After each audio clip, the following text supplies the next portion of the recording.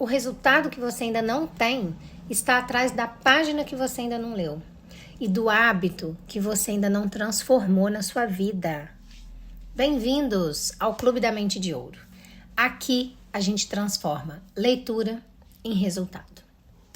Hoje, livro novo, adoro, gente, adoro começar livro novo, empolgada. Hoje começamos Hábitos Atômicos. Nossa, esse livro é demais, é demais. Ele sempre foi uma das minhas primeiras opções para começar o canal. E acabou que não sei porque ele não surgiu como o primeiro. Hoje eu entendo que toda a leitura que eu já fiz dos outros livros até agora formou uma esteira para que chegue agora a informação que contém dentro dele, do Hábitos Atômicos, né? Então, ele chegou na hora certa, tá? Então, livro Hábitos Atômicos, do autor James Clear, ok? Ele trata de quê, gente? Hábitos atômicos. Ele trata de pequenas mudanças que geram resultados impressionantes. Olha que legal. Isso é para você aplicar na sua vida hoje, tá? Vida real. Aqui a gente só trata de vida real. Aqui a gente não lê romance, tá? Aqui é desenvolvimento pessoal. Perdão, gente, tô tossindo ainda, tô muito resfriada. E os nossos vídeos, vocês sabem, né? Não tem edição, é coisa simples para que vocês escutem, entendam e apliquem, tá? Até mesmo para incentivar vocês a começarem a fazer os vídeos de vocês também. Não precisa de edição, aqui é vida real, não precisa de edição. Eu gravo com câmera fechada, né? O meu intuito em não vincular a imagem no vídeo do YouTube é fazer com que você não se distraia olhando para a imagem, que você foque e fixe o seu cérebro na audição, no que você está ouvindo, ok? E que você possa fazer isso enquanto você faz uma caminhada, enquanto você leva um filho na escola, enquanto você vai no supermercado, enquanto você está no transporte, e você tem a certeza que você não está perdendo nada da informação, porque não tem imagem para você ver. Às vezes você não pode tirar o celular da bolsa, né? Mas você está com fone, você está ouvindo. Às vezes o celular está até do lado de fora da bolsa, às vezes ele está no alto-falante, o volume está alto, mas ele está na cozinha, você está andando na sala, no banheiro, no quarto, e você também não está tendo perda nenhuma de visual, porque não tem vídeo passando, né? O importante é o conteúdo que eu tô despejando aqui para vocês e que vocês estão ouvindo, ok? Para mostrar para vocês que é simples, não é difícil. Bom, então, vamos lá, né? Nem preciso falar que esse livro é um best-seller, né? Quem nunca ouviu falar de Hábitos Atômicos, ele é um best-seller do New York Times, tá? Foi categorizado como best-seller pelo New York Times. Como eu já falei, são pequenas mudanças que geram resultados impressionantes, né? E o James Clear, que é o autor, ele classifica o livro dele como um método, tá? Um método fácil e comprovado. Olha, duas palavrinhas essenciais. Ele é fácil e é comprovado, tá? De quê? De criar bons hábitos. É um método fácil para criar bons hábitos, é um método comprovado para criar bons hábitos e, além disso, se livrar dos maus hábitos. Então, é um método fácil e comprovado para criar bons hábitos e se livrar dos maus hábitos. Nossa, tem tudo o que eu preciso, né? E tem mesmo, tá? Esse livro tem mesmo. Bom, vamos seguindo aqui. Ele começa o livro dele, e eu acho isso genial, de uma genialidade incrível, com a definição das palavras hábito e atômico. né? Como se fosse a definição do dicionário mesmo, tá? Então, primeiro ele fala sobre a palavra hábito. Hábito é uma rotina ou uma prática executada regularmente. É uma resposta automática para uma situação específica. Então tá aí para vocês o que é hábito. É isso. É uma rotina que você executa sempre, uma rotina automática que vem de resposta para uma situação específica. Ok? Agora ele vai para a palavra atômico. Atômico. Primeiro significado de atômico. Uma quantidade extremamente pequena de uma coisa. A unidade irredutível de um sistema maior. É o nível atômico. E o segundo significado, atômico, é a fonte de uma imensa energia ou poder. Legal, né? Então, tem dois significados totalmente diferentes, mas que se complementam. Ao mesmo tempo, o atômico é o pequeno, com uma fonte imensa de energia. Ok, então assim, eu acho genial a maneira como ele começa o livro, né? Ele já começa o livro te falando, né, sobre do que se trata. Um hábito atômico. É uma rotina que você exerce de maneira automática para responder algumas questões específicas na vida, começando por coisas pequenas, mas que carregam grande energia, ok? E aí ele começa agora nos agradecimentos. Eu vou ler os agradecimentos, eu acho muito importante, tá? Tem gente que faz leitura de livros na internet e vai lá, já começa capítulo 1. Gente, o livro, quando ele vai ser lido, ele tem que ser todo lido. Porque aquele autor, ele trabalhou anos naquilo ali e tudo que ele publicou ali dentro daquelas páginas, para ele é importante. Então, se você está lendo a obra dele, respeite a obra dele. Então, leia tudo, né, que ele coloca ali. Se ele colocou é porque para ele é importante. Então vamos para os agradecimentos. Contei com muitas pessoas durante a elaboração deste livro. Antes de tudo, eu devo agradecer a minha esposa Christy, que foi indispensável durante todo esse processo. Ela desempenhou todos os papéis que uma pessoa pode desempenhar na escrita de um livro. Cônjuge, amiga, fã, crítica, revisora, pesquisadora, terapeuta. Não é exagero dizer que este livro não seria o mesmo sem ela. Poderia nem mesmo ter se concretizado. Como tudo em nossa vida, nós o fizemos juntos. Em segundo lugar, agradeço a minha família, não apenas pelo apoio e encorajamento neste livro, mas também por acreditar em mim, independentemente do projeto em que eu esteja trabalhando. Pude desfrutar de muitos anos de apoio de meus pais, avós e irmãos. Em particular, quero que minha mãe e meu pai saibam que os amo. É um sentimento especial saber que seus pais são seus maiores fãs. Em terceiro, a minha assistente, Lindsay Nichols. Seu trabalho desafia qualquer descrição, já que ela foi solicitada a fazer quase tudo o que se poderia imaginar de uma pequena empresa. Felizmente, as suas habilidades e talentos são mais poderosos do que o meu estilo de gestão questionável. Algumas seções deste livro são tanto dela quanto minhas. Estou profundamente grato pela valiosa ajuda. Quanto ao conteúdo e a escrita do livro, eu tenho uma longa lista de pessoas para agradecer.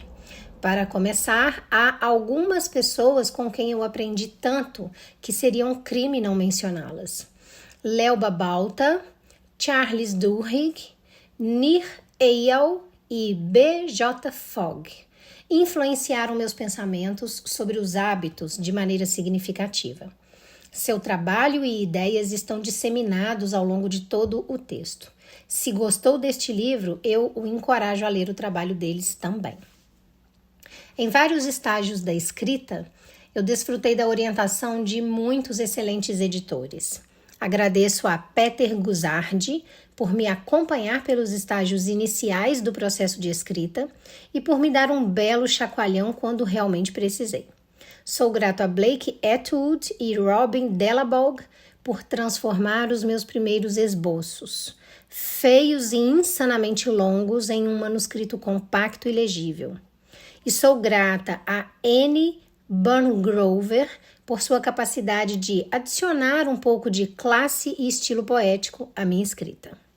Gostaria de agradecer a muitas pessoas que leram as primeiras versões do manuscrito, incluindo Bruce Ammons, Darcy Ansel, Tim Ballard, Vishal Bardwaj, Charlotte Blank, Jeremy Birch, Sim Campbell, Al Carlos, Nick Case, Julie Chang, Jason Collins, Deborah Croy, Roger Dooley, Tiago Forte, Matt Gartland, Andrew Dieter, Randy Giffen, John Gigante, Adam Gilbert, Stephen Guyenet, Jeremy Hendon, Jane Horvath, Joaquim Jenson, Josh Kaufman, Annie Kavanagh, Chris Klaus, Zach Lopes, Keddy Macon, Sid Madsen, Kira McGrath, Amy Mitchell, Anna Moise, Stacey Morris, Tara Nicole Nelson, Taylor Pearson, Maxi Shank, Trey Shelton, Jason Shane, Jacob Zangelidis e Ari Zelmanol.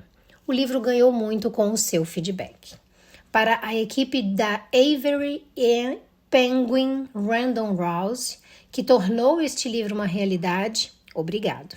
Tenho uma dívida de agradecimento especial à minha editora Megan Newman, por sua interminável paciência, pois eu sempre atrasava os prazos.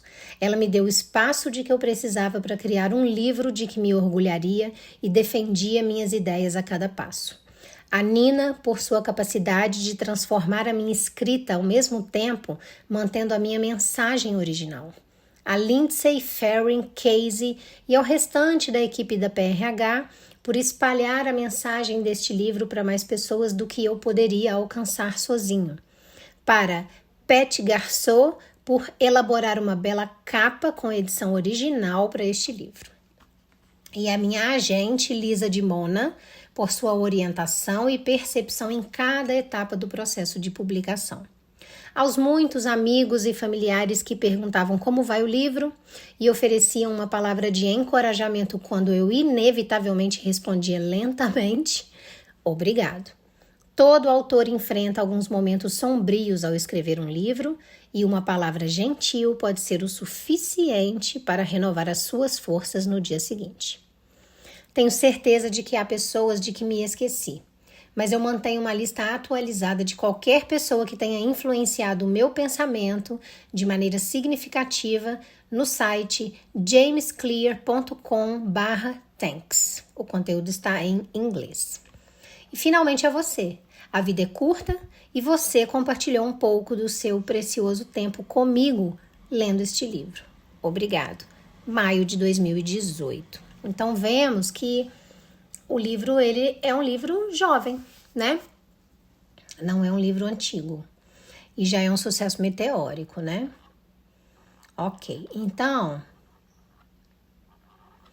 esses foram os agradecimentos e agora começa a introdução, tá? A gente vai ler a primeira parte da introdução hoje e depois a gente vai comentar tanto sobre os agradecimentos que ele escreveu, que eu acho muito legal comentar, porque ele, na verdade, esses agradecimentos já são conteúdo do livro, depois vocês vão perceber, e a própria introdução mesmo, tá? Para não ficar muito longo, eu dividi a introdução em duas partes. Hoje é a primeira parte da introdução. Então, a introdução começa com o título Minha História, tá? Então, vamos lá. No último dia do meu segundo ano do ensino médio, no último dia de meu segundo ano do ensino médio, acertaram o meu rosto com um taco de beisebol. Quando meu colega fez um movimento para pegar impulso para a tacada, o bastão escorregou das suas mãos e veio voando na minha direção até me atingir diretamente entre os olhos. Não tenho lembrança do momento do impacto. O taco estatelou em meu rosto com tanta força que esmagou meu nariz, deixando-o com um bizarro formato de U. A colisão fez com que o tecido mole do meu cérebro chacoalhasse no interior do meu crânio. Imediatamente uma onda de inchaço surgiu em toda a minha cabeça. Em uma fração de segundo eu tive um nariz quebrado, várias fraturas no crânio e duas órbitas oculares estilhaçadas. Quando abri os olhos, vi pessoas me encarando e correndo para ajudar. Olhei para baixo e notei manchas vermelhas nas minhas roupas. Um dos meus colegas tirou a camisa e entregou para mim. Eu a usei para conter o fluxo de sangue escorrendo do meu nariz quebrado. Chocado e confuso, eu não sabia da gravidade com que me ferira. Meu professor passou o braço em volta do meu ombro e começamos a longa caminhada até a enfermaria. Atravessamos o campo, descemos a colina e voltamos à escola. Mãos aleatórias apoiavam meu corpo, me mantendo na vertical. Caminhamos devagar, sem muita pressa. Ninguém percebia que cada minuto importava. Quando chegamos à sala da enfermeira, ela me fez uma série de perguntas. Em que ano estamos? 1998, eu respondi. Na verdade, era 2002. Quem é o presidente dos Estados Unidos? Bill Clinton, eu falei. A resposta correta era George W. Bush. Qual é o nome da sua mãe? Eu parei. 10 segundos se passaram. Pat. Falei casualmente, ignorando o fato de que eu tinha levado 10 segundos para lembrar o nome da minha mãe. Essa é a última pergunta de que me lembro. Meu corpo era incapaz de lidar com o rápido inchaço do meu cérebro e eu perdi a consciência antes da chegada da ambulância. Minutos depois eu fui transportado até o hospital local. Pouco depois de chegar, o meu corpo começou a se desligar. Eu tinha dificuldades com funções básicas, como engolir e respirar. Tive minha primeira convulsão do dia. Então eu parei de respirar completamente. Enquanto os médicos corriam para me fornecer oxigênio, também decidiram que o hospital local não estava equipado para lidar com a situação e requisitaram um helicóptero para me transferir para um hospital maior em Cincinnati. Saí da sala de emergência e fui em direção ao L ponto do outro lado da rua. A maca sacudia pela calçada esburacada enquanto uma enfermeira me empurrava e outra bombeava manualmente o oxigênio. Minha mãe, que havia chegado ao hospital alguns momentos antes, subiu no helicóptero ao meu lado. Eu permaneci inconsciente e incapaz de respirar sozinho enquanto ela segurava minha mão durante o voo. Enquanto a minha mãe viajava comigo no helicóptero, o meu pai foi para casa ver como estavam o meu irmão e a minha irmã e dar a notícia para eles. Ele sufocou as lágrimas ao explicar para minha irmã que não poderia ir à sua formatura do ensino fundamental naquela noite. Depois de deixar os meus irmãos aos cuidados de familiares e amigos, ele foi para Cincinnati encontrar a minha mãe. Quando a minha mãe e eu pousamos no hospital, uma equipe de quase 20 médicos e enfermeiros correu para o L ponto e me levou para a unidade de trauma. A essa altura, o inchaço no meu cérebro havia se tornado tão grave que eu estava tendo repetidas convulsões pós-traumáticas. Os meus ossos quebrados precisavam ser consertados, mas eu não estava em condições de ser submetido à cirurgia. Depois de outra convulsão, a terceira do dia, eu fui colocado em coma induzido e em um ventilador mecânico. Meus pais já conheciam aquele hospital. 10 anos antes, eles haviam entrado no mesmo prédio, no térreo, depois que a minha irmã fora diagnosticada com leucemia aos 3 anos de idade. Eu tinha 5 anos na época. Meu irmão tinha apenas 6 meses. Após 2 anos e meio de quimioterapia, punções na coluna vertebral e biópsias da medula óssea, minha irmãzinha finalmente saiu do hospital feliz, saudável e sem câncer. E agora, depois de 10 anos de vida normal, meus pais se encontravam no mesmo lugar com outro filho. Enquanto eu estava em coma, o hospital enviou um padre e um assistente social para consolar os meus pais. Foi o mesmo padre que conversara com eles 1 década antes, na noite em que descobriram que a minha irmã tinha câncer. Conforme o dia se desvanecia na noite, uma série de máquinas me mantiveram vivo. Meus pais dormiram irrequietos em um colchão hospitalar. Em um momento, eles desabaram de cansaço e logo depois estavam completamente despertos e preocupados. Minha mãe me disse mais tarde, foi uma das piores noites da minha vida. Então, a introdução hoje a gente vai parar nesse ponto. Amanhã, no próximo vídeo, a gente vai partir da recuperação dele, ainda dentro da introdução, tá? Mas vamos conversar sobre isso agora, né? Gente, como eu falei para vocês, está escrito na capa do livro, né? Que os hábitos atômicos, eles são pequenas mudanças e resultados impressionantes, né? Mas antes mesmo da gente entrar nesses conceitos que a gente leu e eu conversar sobre eles com vocês, eu acho muito importante começar falando sobre uma informação que ele traz nos agradecimentos do livro e que a gente ignora, né? Literalmente. Que é o quê? Ninguém constrói transformação sozinho. Você vê que nos agradecimentos ele deixa isso muito claro, né? O que ele mostrou pra gente? Ele mostrou que por detrás de qualquer resultado, no caso dele foi um resultado extraordinário, né? Existem pessoas te ajudando a fazer aquilo, te ajudando aquilo acontecer, né? Te dando apoio, te fornecendo ambiente, te fornecendo influência. Então a esposa dele esteve presente em todas as etapas. A família sustentou a confiança dele de que ele conseguiria escrever. Ele teve mentores, né? Ele cita o nome de vários ali que moldaram o pensamento dele.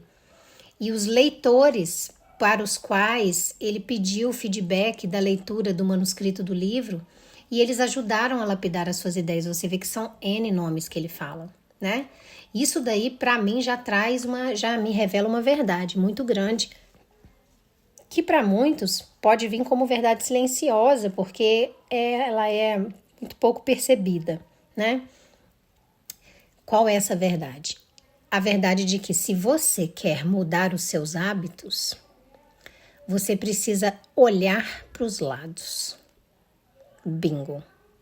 Você precisa olhar para o que te contorna, para o seu entorno, para o seu ambiente, né? Porque hábitos, eles não nascem do nada, eles não nascem no vazio, tá?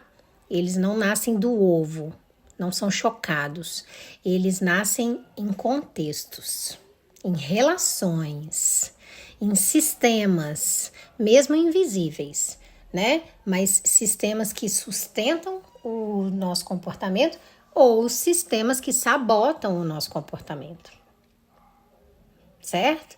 Então, eu acho que isso é uma coisa muito importante da gente pensar, né? Quando ele faz os agradecimentos dele, já é um bingo para a gente tirar para a nossa vida.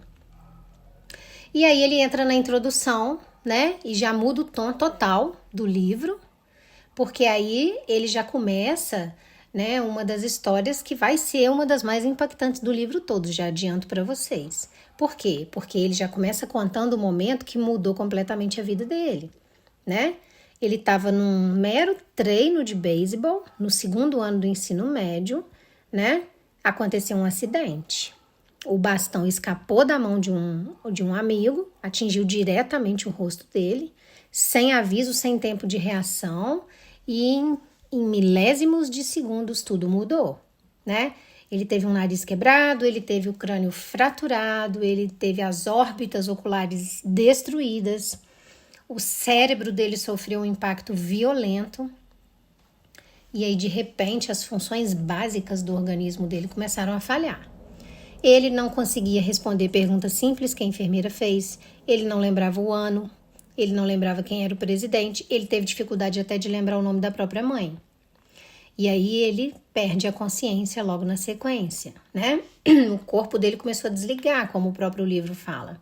Ele teve convulsões, dificuldade para respirar, foi transferido emergencialmente de helicóptero em estado crítico para um hospital maior, ou seja, ele estava entre a vida e a morte, né? Agora, para um segundinho, quero que a gente pense, por quê? Porque essa não é apenas uma história de um acidente. Não é por isso que essa história está relatada no livro, né? Depois vocês vão entender, à medida que a gente for lendo juntos, que esse vai ser o ponto de partida de uma transformação. Não é só uma história de um acidente, né? Então aí eu te pergunto, se a sua vida fosse interrompida hoje, como a dele foi naquele momento, o que restaria dos seus hábitos? Pensa, porque naquele momento tudo que parecia garantido para ele desapareceu. Não tinha mais rotina, não tinha mais planos, ele não tinha mais identidade, né? Ele estava entre a vida e a morte.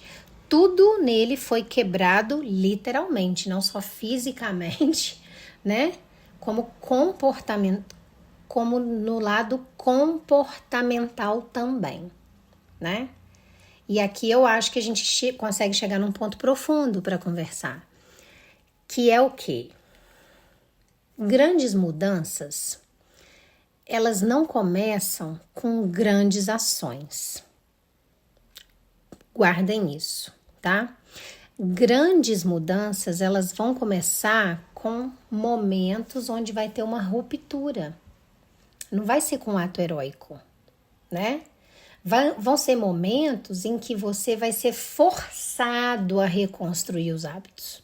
Não é porque você quer, você decidiu, você quer uma vida melhor, não. Grandes mudanças começam com uma ruptura que vem em um momento em que você é forçado. Veio uma ruptura, te quebrou alguma coisa ali, você se viu forçado a reconstruir. Muitas vezes a partir do zero, tá? Sem nenhum atalho, sem nenhuma garantia. E eu acho que é exatamente isso que esse livro quer mostrar pra gente. Como você reconstrói a sua vida, né? Com bons hábitos. A partir de pequenas ações, ok? E não grandes ações. Porque quando tudo desmorona, você não sai daí desse lugar com grandes decisões. Nossa, descobri a roda. Minha vida desmoronou, eu descobri a roda. Não. Normalmente você sai desse lugar com pequenas mudanças, que é o que você dá conta, que é o que você consegue fazer, pequenos hábitos. Respirar, levantar, né? Dar um passo, depois outro, que é o que a gente vai tratar sobre a recuperação dele, né? Então você percebe que são pequenas coisas e você consegue perceber que isso conecta com você, com a sua vida. Ah, mas eu nunca sofri um acidente tão grave e tal. Tudo bem, talvez você não tenha passado por um acidente físico, ok? Mas você já enfrentou um momento de ruptura na sua vida. Sua vida devia estar andando em algum momento linear, alguma coisa aconteceu e ruiu, né? Teve uma ruptura ali. Ou você já perdeu alguma coisa muito importante, né? Que também gerou uma quebra ali. Ou você já se sentiu perdido, já se sentiu sem direção por conta de algum problema, né? Bom, eu tenho certeza que você já precisou recomeçar. Em algum momento da sua vida, alguma coisa você já precisou recomeçar. E aí é nesses momentos que a motivação não vai te salvar. Porque você tá tão lá embaixo, tá tão acabado, tão arrasado, que a motivação, ela não te salva porque ela nem existe nesse momento na sua vida. Então, o que te salva nesse momento? É o hábito. Pequeno hábito, repetido, sustentado, ali. Água mole em pedra dura, tanto bate até que fura. Bingo, ok? Pensa comigo. Quais são os hábitos invisíveis que hoje sustentam a sua vida? É invisível, gente, porque a gente faz no automático, nem percebe. Mas ele existe, né? Outra coisa para você pensar, o seu ambiente, o seu entorno, ele te fortalece ou ele te enfraquece? Ó, essa pergunta é muito boa, né? Se tudo fosse interrompido hoje, tudo, a palavra é tudo, na sua vida, quais hábitos que você ia conseguir reconstruir? Do zero, né? E uma outra pergunta que eu também acho muito importante. Você está vivendo no automático? Ou você está construindo alguma coisa na sua vida com intenção? E é triste a resposta para essa pergunta, né? Porque eu já sei, da grande maioria, qual é a resposta, né? Gente, grandes transformações, elas não vão vir de grandes decisões. Guardem isso. Grandes transformações vão vir de pequenas ações. Só que essas pequenas ações, elas são repetidas todos os dias. E aí elas geram grandes transformações. Bingo, ok? No meu livro Mente de Ouro, eu te ensino exatamente isso. Como que você sai do automático e consegue construir um hábito consciente na sua vida. Para de viver como zumbi. Como que você substitui um padrão de escassez na sua vida, um padrão de medo, um padrão de autossabotagem, por uma rotina de clareza, de ação, de prosperidade em todas as áreas. Você ainda recebe um bônus que é o cofre dourado da prosperidade. Ele tem exercícios práticos, curtinhos e diários. Lembra? Pequenas ações. Aí. Para você conseguir instalar esses novos padrões internos em você. Então, eu vou deixar o link na descrição do vídeo e no primeiro comentário fixado. Ficarei extremamente lisonjeada se vocês acessarem, ok? Agora, essa pergunta é para responder para mim nos comentários. Qual pequeno hábito você sabe que precisa reconstruir? Não tá bom. Precisa hoje começar a reconstruir. Escreve aí, tá? Bom, você já sabe, aqui é o Clube da Mente de Ouro, você tá aqui não tem teoria vazia, aqui é vida real, aqui você não só aprende os conceitos dos livros, aqui eu te ensino a reconstruir a sua vida, hábito por hábito, devagar, mas é bem feito, tá? Porque no final, gente, não é o que acontece com você que define a sua história, é o que você constrói na sua vida depois do que acontece com você. Outro bingo, viu? Então, entendam, grandes mudanças não começam grandes. Elas começam pequenas. Olha que bingo é esse. Elas começam silenciosas, elas começam quase invisíveis. E é por isso que a maioria morre. Porque elas são tão pequenas, tão imperceptíveis, que a gente não alimenta elas. E aí elas morrem, ok? O resultado que você ainda não tem, com certeza está atrás daquela página que você ainda não leu. Por isso que eu tô aqui, para ler essa página para você. Se você quiser ler essa página com você, ok? Se inscreve no Clube da Mente de Ouro, ativa o sininho, curte, comenta, compartilha, envia para aquela pessoa que você gosta, que você sabe que esse conteúdo vai fazer diferença na vida dela, tá fazendo na sua, por que não vai fazer na vida dela também? Continua comigo, porque a próxima parte da introdução vai ser o começo da sua transformação, ok? Um beijo grande no coração de vocês.